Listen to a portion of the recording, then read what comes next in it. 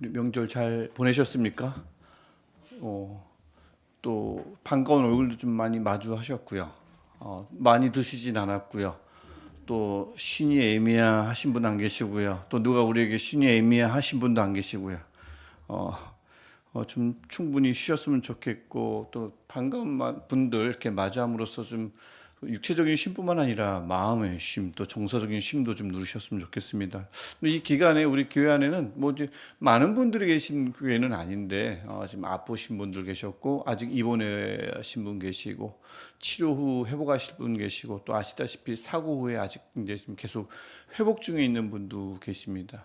그래서 명절 기간뿐만 아니라 지난 한 주간 계속 이제 고통 중에 있는 분들이 이렇게 많지는 않지만 계신데 좀 빨리 회복되시기를 그래서 함께 예배하는 이 자리에 함께 모여서 예배했으면 좋겠다 싶습니다. 그래서 꼭 그런 회복이 빠른 회복이 또 있기를 원하고 또 이를 위해서 아프지 않은 우리가 멀쩡한 우리가 또 이제 그분들을 기억하시면서 기도할 때마다 그분들의 이름을 부르며 같이 기도해서 기도로 나음을 입고 기도로 회복이 일어난 것들을 우리 모두가 목격하는 기도 공동체, 그런 사랑 공동체가 되기를 축복합니다.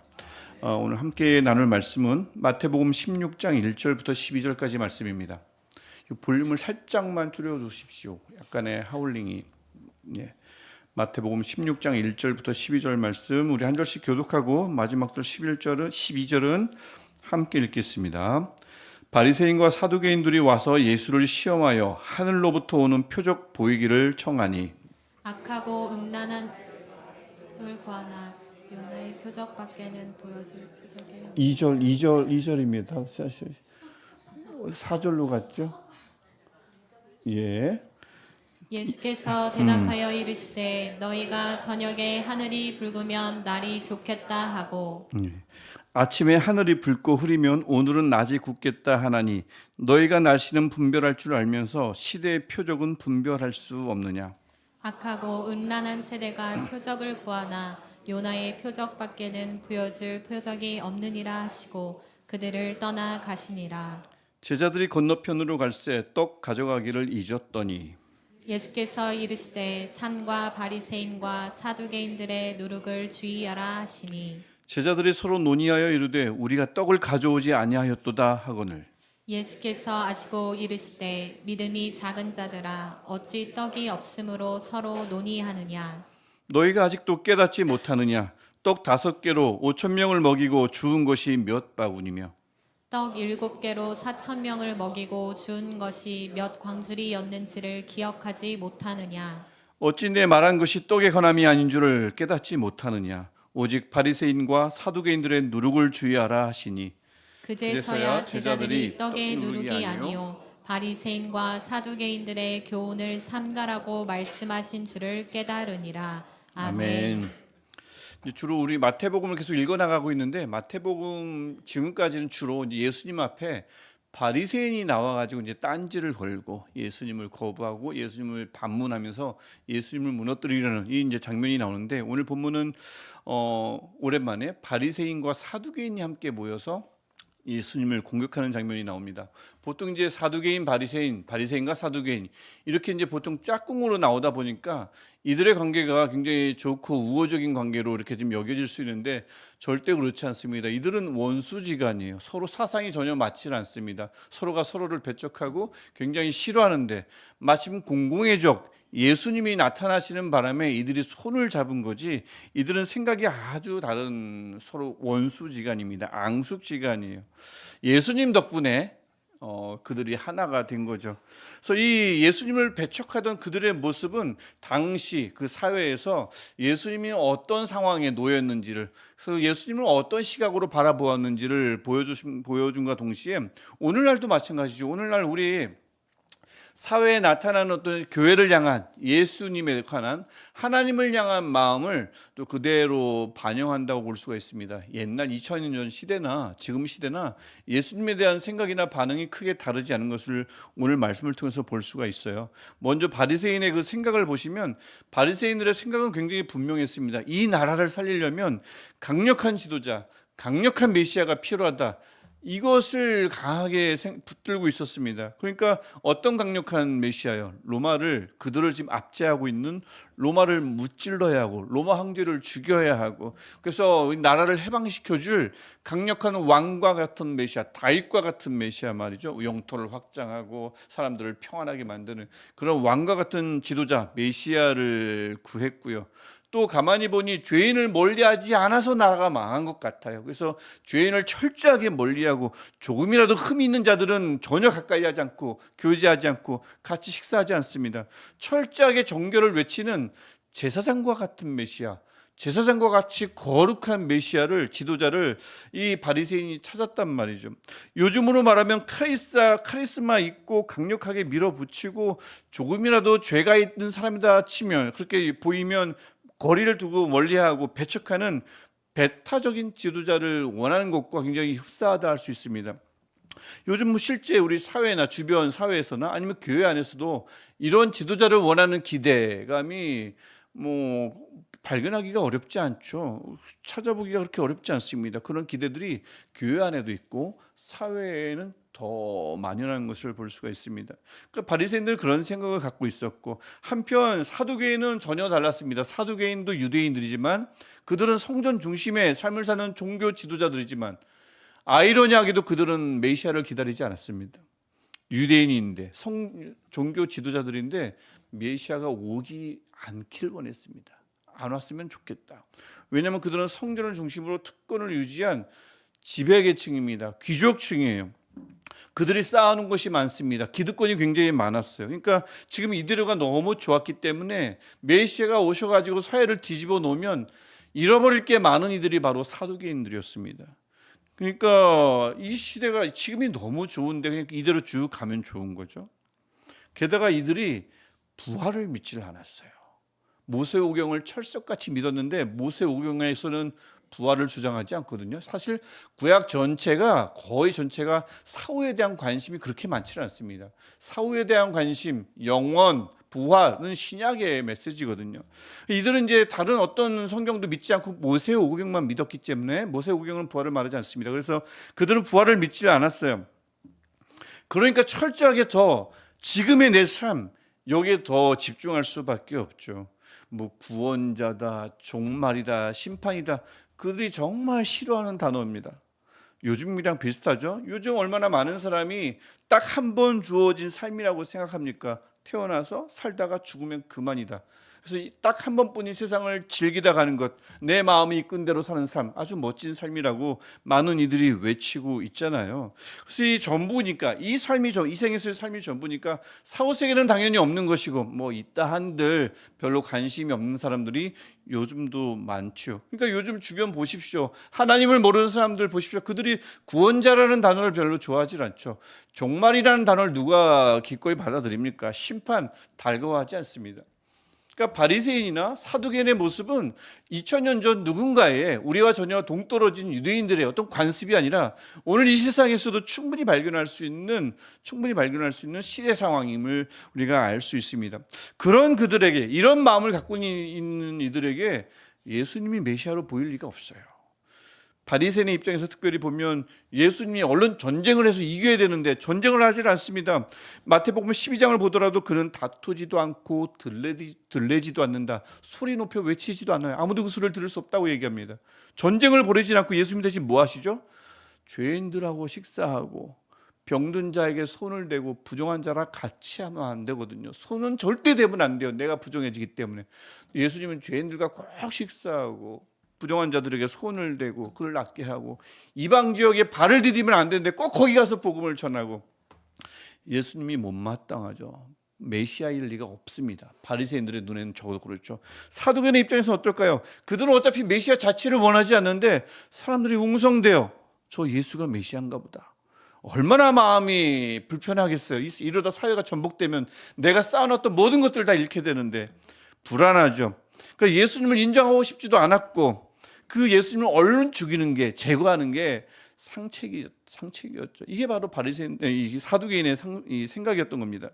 이렇게 예수님이 못마땅하고 예수님을 없애버리고 싶은 부류가 함께 손을 맞잡고 예수님에게 던진 질문이 바로 1절에 나오는 질문입니다. 하늘로부터 오는 표적을 보여달라, 이적을, 징조를 보여달라는 것이죠.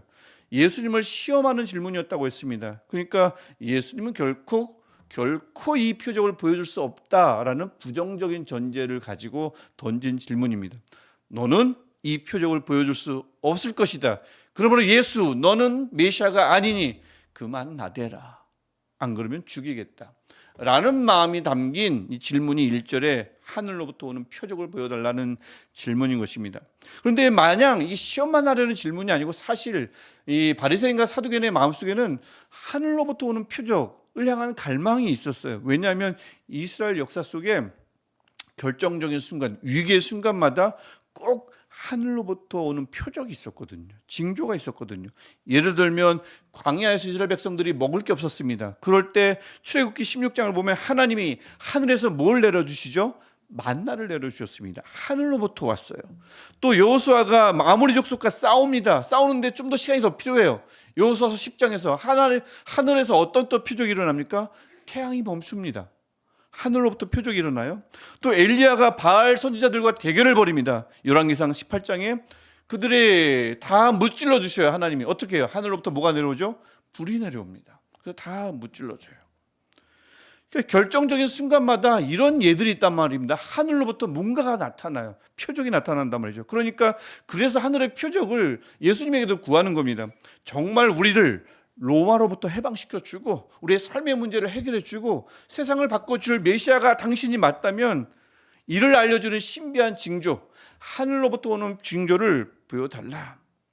보여주면 우리가 믿겠다. 사실 보여줄 수 없지? 그러니까 우리 믿지 않는다 라는 말이지만 정말 보여줄 수 있다면 우리가 믿겠다라는 얘기입니다. 이러한 마음은, 이런 마음가짐은 요즘 우리 주변에도 쉽게 볼 수 있는 것입니다.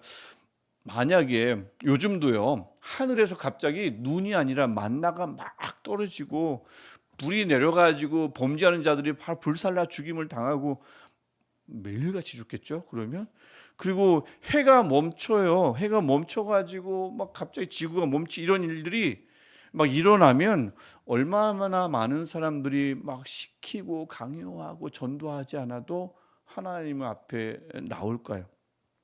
주님이 제발 좀 그런 표적을 한 달에 한 번 아니면 일주일에 한 번, 일주일마다 정기적으로 한 번씩만 뭐 한강이 좀 갈라져도 되고 뭐 죽은 자들이 갑자기 낫기도 하고 뭐 이런 것들이 한 달에 한 번씩 꾸준히 일어나기만 해도 얼마나 많은 사람들이, 그리고 하나님이 그 얼굴을 막 보여주고 막 그러면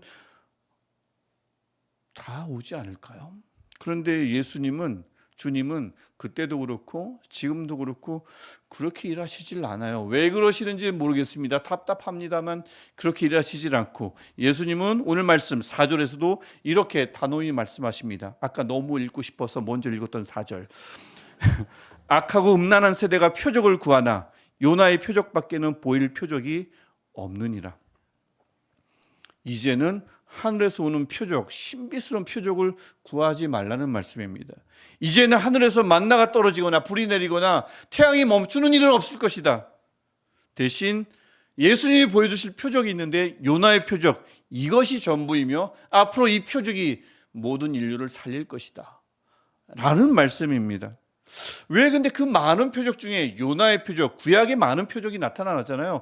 홍해가 갈라지고 여리고가 그냥 돌기만 했는데 무너지고 병든 자가 낫게 되고 나병이 낫는 이런 여러 가지 기막힌 표적들이 많은데 그 많은 표적을 제쳐두고 왜 요나의 표적만 보여줄 수밖에 없다라고 말씀하실까요? 요나의 표적이 뭐길래? 이 요나의 표적, 예수님이 앞으로 보여줄 요나의 표적, 유일한 표적인 요나의 표적은 두 가지 의미를 갖고 있습니다. 첫 번째 의미, 예수님은 곧 죽을 것이며 3일 만에 부활하실 것이다 라는 것을 알리는 표적이 바로 요나의 표적입니다. 여기서 말하는 요나의 표적은 물고기 뱃속에 요나가 빠져들게 되는 그 표적을 말하는 거거든요. 요나가 물고기 뱃속에 들어갔다가 며칠 만에 나옵니까? 3일 만에 나옵니다. 똑같은 거죠. 그랬다가 건짐을 받는 것처럼 예수님도 3일 동안 죽음에 갇혔다가 부활할 것을 말하는 표적이 바로 요나의 표적이라는 얘기죠. 그래서 이 첫 번째 의미는, 요나의 표적은 예수님의 죽음과 부활을 가리키는 표적입니다. 예수님은 그것을 이제 보여주시겠다는 거고, 또 요나의 표적이 말하는 두 번째 의미는 뭐냐면, 예수님은 아주 약하게 약한 종의 모습으로 죽을 것이다. 예수님의 약함을 알리는 표적입니다. 요나의 기적을 다시 한번 떠올려 보십시오. 요나가 물고기 뱃속에 갇혔어요. 물고기 뱃속에서 요나가 무엇을 했습니까? 어떻게 건짐을 받았습니까? 요나가 물고기 뱃속에서 막 불을 피워가지고 물고기가 재채기를 할 때 그때 틈을 타서 나온 것도 아니고, 물고기의 위를 막 손으로 막 찔러가지고 복동을 일으켜서 물고기가 억 해가지고 요나가 나온 게 아니거든요. 요나는 그 뱃속에서 아무것도 한 게 없습니다. 완전 가장 약한 상태에 있었습니다. 가장 약한 상태에 있던 요나를 누가 꺼내 주셔요? 하나님이 꺼내 주셨어요. 바로 이것을 말하는 거거든요. 요나의 기적에서 부각되는 분은 하나님 한 분입니다. 요나가 아니에요. 다른 기적들은 선지자가 멋진 뭔가 포즈를 취해서 뭔가 행위를 통해서 기적을 행하지만 요나의 기적에서는 요나는 아무것도 안 했습니다. 하나님이 하시거든요. 똑같아요. 예수님도 마찬가지입니다. 군마, 백마를 타고 예루살렘을 어떤 승리자로 입성하신 것이 아니라 어린 나귀를 타고 가장 겸손한 종의 모습으로, 약한 종의 모습으로 예루살렘에 입성하시잖아요. 거기서 가장 약한 모습으로 십자가에 달리십니다. 죽으십니다. 그분을 누가 다시 건져주십니까? 하나님이 그를 죽음에서 꺼내시거든요. 똑같은 거죠. 그러니까 이 요나의 표적은 두 가지를 말하는 겁니다. 예수님은 죽었다가 부활하실 것이다. 그때 죽으실 때 예수님은 굉장히 약한 모습으로 죽으실 것이다. 그분은 하실 수 있는 것이 없다. 하나님이 하실 것이다. 이 두 가지 의미가 담겨 있는 것이 요나의 표적인데, 그 표적을 바리새인과 사두개인이 마음에 들어 할 리가 없죠. 그들의 입장에서 나약한 모습, 저항 한번 하지 않고 죽임당하는 메시아는 없는 겁니다. 그들이 생각하는, 특별히 바리새인이 주장하고 외치고 가르치는 메시아는 전쟁에서 승리하고 절대 죽임당하지 않죠. 죽여야죠. 왜 죽임을 당합니까? 그래서 그런 메시아면 이제 믿겠는데, 그런 메시아가 아니니 믿을 수가 없습니다. 또 설령 여기에 예수께서 부활하신 모습을 바리새인과 사두개인에게 보여주셨으면 그나마 좀 돌아올 텐데, 제자들만 예수님의 부활하신 모습을 보고 바리새인과 사두개인은 또 부활의 모습을 못 봅니다. 안 보여주셔요. 제자들만 보여주십니다. 그러니까 바리새인과 사두개인은 영영 예수님을 메시아로 받아들일 수 있는 상황이 아닌 거예요.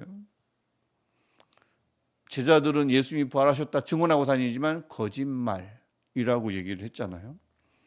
하지만 주님은 말씀하십니다. 그들에게 말씀하시는 거예요. 표적을 구하지만 확실한 거 뭔가 보여달라라고 하는 그들에게 이제는 요나의 표적, 즉 그분의 죽음과 부활을 가리키는 이 표적이야말로 모든 인류를, 세상을 살리는 가장 큰 이적이라고 말씀하시는 겁니다. 이제는 우리를 살리는 것은, 요즘도 구하는 사람들이 많잖아요. 하지만 이제 우리를 살리는 것은 하늘에서 오는 신비한 이적이나 환상이나 징조가 아니라는 겁니다. 이미 우리에게 일어난 기적, 즉 십자가에서 죽으신 약한 종의 죽음과 그분이 부활하신 사건, 이 표적이 우리를 살리는 유일한 표적이라고 오늘 주님이 직접 우리에게 말씀하시는 거죠. 그 믿음을 우리가 붙들면, 즉 그분의 죽음이 누군가를 위한 죽음이 아니라 나를 위한 죽음임을 믿고, 그분이 부활하신 것이 누군가를 위한 부활이 아니라 그분이 부활하셨으므로, 첫 열매가 되셨으므로 우리도 반드시 부활하실 것이다 라는 이 믿음을 가진 이들, 이 믿음을 잘 붙들고 끝까지 기다리면 마지막 때에 내가 너의 이름을 부를 것이다, 하나님 나라로 이끌 것이다, 초대하실 것이다, 이 말씀을 주님이 우리에게 하시는 것입니다. 다른 표적이 이제는 아닙니다. 예수님의 죽음과 예수님의 부활이 우리를 살리는 유일한 표적입니다. 물론 살아가다 보면 기적적인 것들을 보고 싶고 좀 더 반전이 일어나기를 원하고 막 뭔가 좀 달라졌으면 좋겠는, 우리 인간의 힘으로는 할 수 없는 기적적인 사건들이 내 앞에서, 내 삶 속에서, 내 자녀 속에서 일어났으면 좋겠는 이런 마음들 왜 없겠습니까? 누구나 있지만은 주님은 이제 하늘로부터 오는 환상이 아니라, 그런 기적적인 표적이 아니라 예수님의 죽음과 예수님의 부활, 이미 우리에게 보여주신 표적이 지금도 앞으로도 우리를 살릴 것이라고 말씀하십니다. 마지막 때에 하나님 나라로 이끄실 거예요. 믿음을 잘 붙들면 말이죠. 그러니까 이 세상의 삶이 전부가 아니란 얘기죠. 사두개인과 같은 생각을 갖고 사는 모든 세대의 사람들에게 외치는 것입니다. 이 세상에서 삶은 전부가 아니며 이 세상은 결코 영원하지 않다. 분명히 새하늘과 새 땅이 올 것임을 이 짧은 구절 하나가 우리에게 말씀하고 있습니다. 그래서 바라기는 우리 마지막 때까지 여러 가지 표적 말고요, 물론 많은 표적을 구하고 싶지만 다 내려놓고 이미 우리에게 주신 표적, 벌써 2000년 전에 우리에게 주신 표적, 요나의 표적을 끝까지 잘 붙들고 있다가 그 끝을 반드시 보고 마는 이 믿음의 끝, 그 길의 끝에서 우리를 마주하시는 주님을 반드시 만나고 마는 저와 여러분 되시기를 축복합니다. 근데 오늘 본문은 이제 여기서 끝나질 않아요. 사두개인과 바리새인들, 예수님을 배척하는 이들, 그 와중에 과연 제자들은 어떤 삶을 사는가? 예수님을 거부하는 세상 속에서 교회는 과연 어떤가? 하나님을 거부하는 사람들 속에서 살아가는 예수 그리스도를 믿는 그리스도인들은 과연 어떠한가?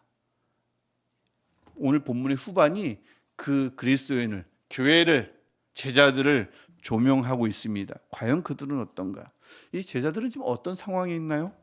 5절을 보시면 예수께서 사도행과 바리새인을 떠나서 다른 지역으로 이동하셨는데 제자들이 지금 심란합니다. 뭘 안 가져왔죠? 떡을 안 챙겼어요. 도시락을 안 챙겼습니다. 밥 먹어야 되는데 이제 굶겠죠? 그런데 마침 6절에서 예수님이 요나의 표적 대신 하늘에서 오는 표적을 구하는 바리새인과 사두개인들의 누룩을 주의하라라고 말씀합니다. 말씀하셨어요? 여기서 누룩은 우리가 보통 말하는 그 누룩, 효소를 가리키는 게 아니라고 하셨죠? 이 악하고 음란한 세대가 가르치는 가르침, 영향력을 가리킵니다. 뜻합니다. 천국의 누룩, 지난주에 우리가 나눴던 천국의 누룩은 세상을 긍정적으로 변화시키지만 그들의 누룩은 세상을 변질시키는, 변질시키는 그 누룩을 가르침을 조심하라, 삼가 조심하라고 하는 것이거든요. 그런데 7절 말씀을 보시면 제자들의 귀에는 예수님이 말씀하시는데 뭐만 들리냐면 누룩이라는 두 글자만 들립니다. 누룩. 왜냐하면 그들의 관심은 여전히 떡이거든요. 우리에게 떡이 없다는 이 사실 말입니다. 주님은 저들의 가르침을 조심하라 라고 하시는데 그 상황에서 제자들은 떡을 안 챙겼네, 우리에게 떡이 없네, 큰일이네, 우리에게 없는 것에 집중합니다. 예수님의 대적자들은 그나마 하늘을 주시하는데 예수님의 제자들은 당장 이 땅에 떡이 없어서 불안해합니다. 그러니까 이 본문은 상반절에서는 이 사두개인과 바리새인들, 예수님을 거부하는 이들, 끝까지 거부하지 않겠나, 악하고 음란한 세대가 아닌가. 상반절에서 이렇게 얘기했으면 제자들은 좀 낫겠지 하고 후반부를 보는데 제자들이 뭔가 더 나아야 되는데 그렇지를 않은 겁니다. 전혀 나은 게 없어요. 그닥 낫지 않습니다. 제자들이야말로 또 나은 모습을 보여줘야 되지만 지금 어때요 상황이? 그들에게 없는 것에 마음을 다 빼앗겨 버렸어요.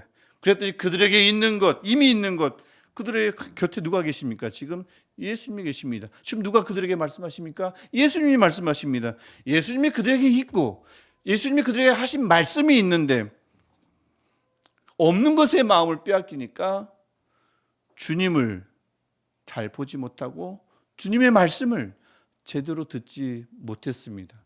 저들의 가르침을 주의하라 라고 하는데 들리는 단어는 누룩밖에 없는 거예요. 내가 그게 누룩이 없거든요. 떡이 없거든요. 현실에 대한 염려가, 현실에 대한 걱정이 주님에 대한 바른 반응을 방해하고 주님에 대한 바른 반응을 해야 할 영적인 그 반응을, 영적인 센서를 마비시킨 것입니다.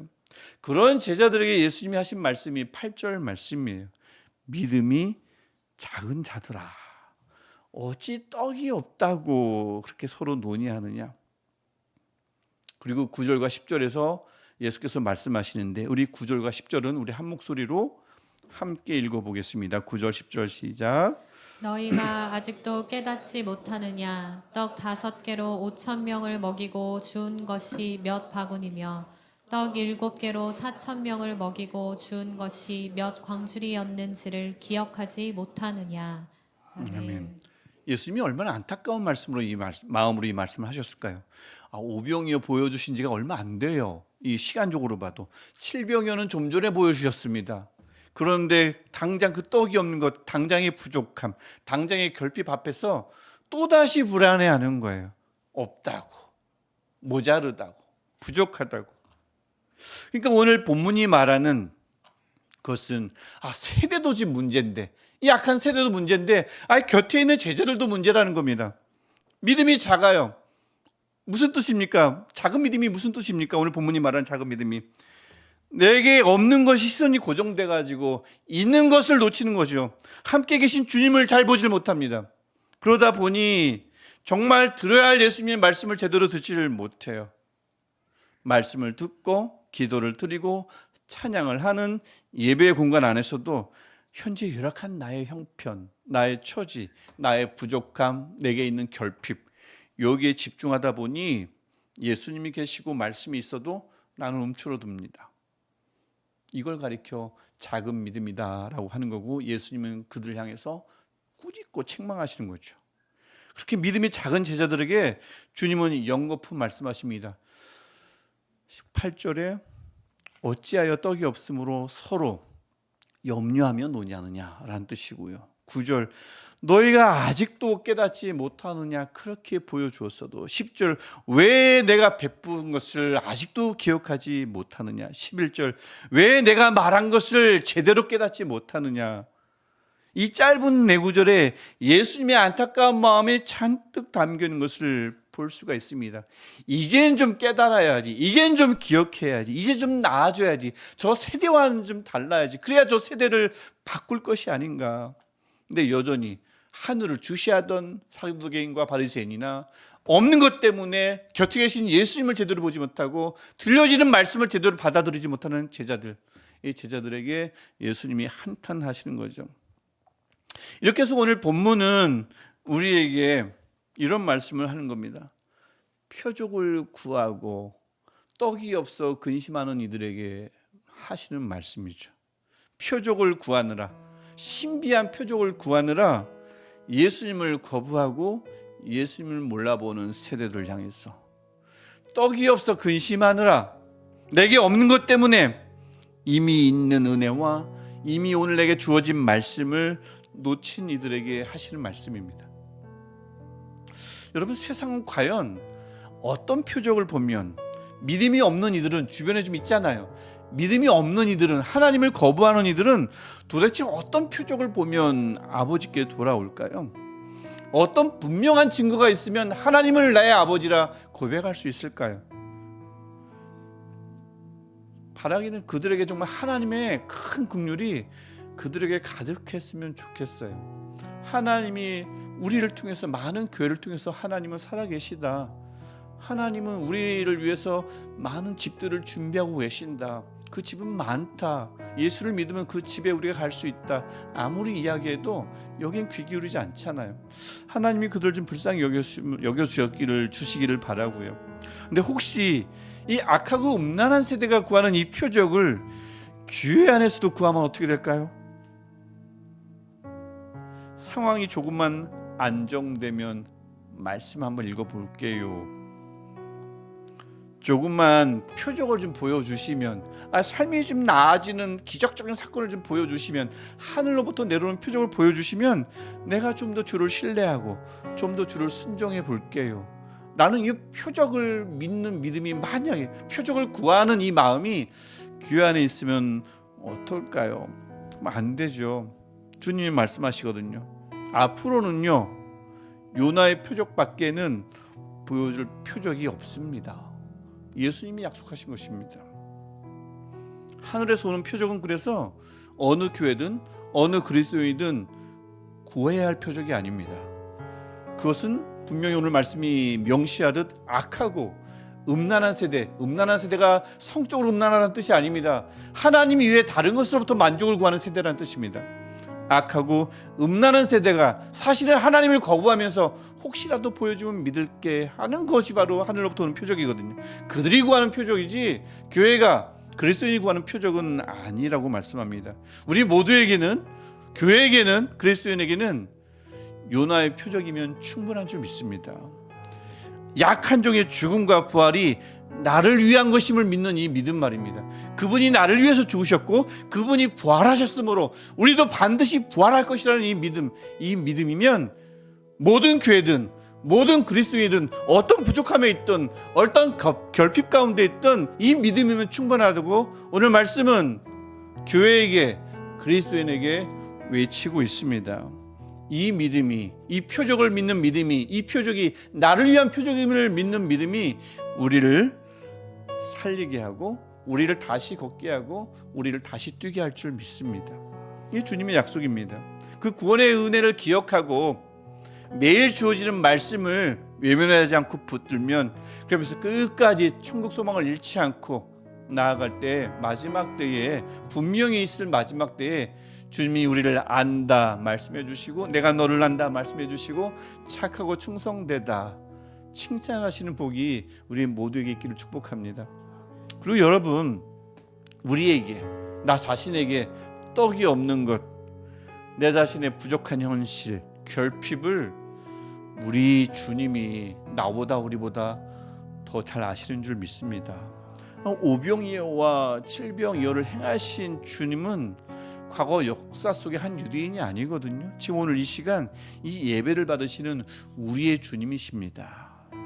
그래서 염려와 걱정 때문에 예배 중에도 은혜와 말씀이 있는데 내 형편에 사로잡혀서 사는 작은 믿음 말고, 성경에 나온 이야기는 과거 속 역사 속에 불과하다고 생각하면서 이게 과연 내게도 이루어질까 의심하는 작은 믿음 말고, 무리를, 그 많은 무리를 먹이신 주님의 역사가 주님이 뜻이 있으시면 주님의 방법대로 내게도 일어날 수 있음을 믿는 큰 믿음을 선물로 얻으시기를 주님의 이름으로 축복합니다.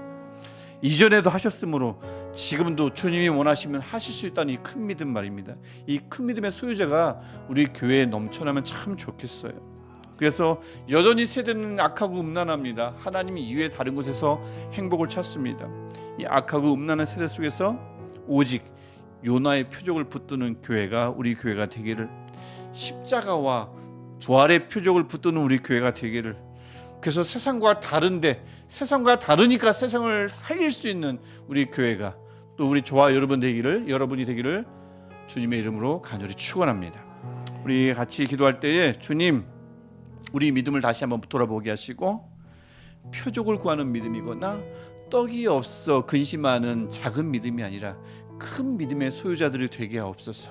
우리 교회가 그런 믿음이 큰 교회가 되게 없어서, 사람이 많은 교회가 아니라 믿음이 큰 교회가 되게 없어서, 없어도 풍족한 교회가 되게 하시고, 없음으로 말미암아 불안해하는 교회가, 그리스도인이 아니라 없지만 예수님이 내 곁에 계시고 내게 말씀하시는 분이 계시면 그곳에서 만족을 누릴 줄 아는 큰 믿음의 소유자로 가득한 우리 교회가, 또 우리 각 개개인이 되게 달라고 우리 주님의 이름을 한번 부르고 같이 기도하겠습니다. 주여